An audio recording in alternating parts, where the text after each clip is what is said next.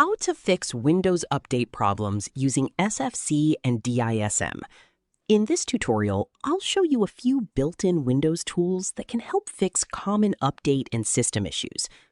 First, click the search icon and type CMD. Right-click Command Prompt and select Run as Administrator. If prompted, click Yes. In the Command Prompt window, type SFC/scan now.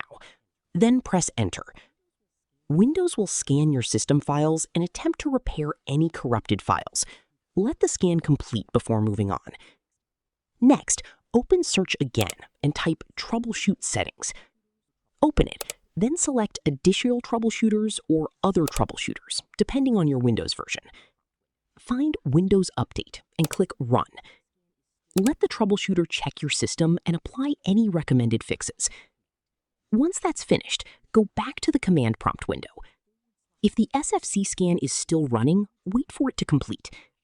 Then enter the following command: dism.exe//cleanup-image//restore-health. Press Enter and wait for the process to finish. This may take some time, so don't close the Command Prompt window. Once both scans are completed, restart your computer. After restarting, try Windows Update again and check whether the problem has been resolved. And that's it. You've used Windows' built-in SFC, DISM, and Windows Update Troubleshooter to troubleshoot common Windows Update problems. Thanks for watching.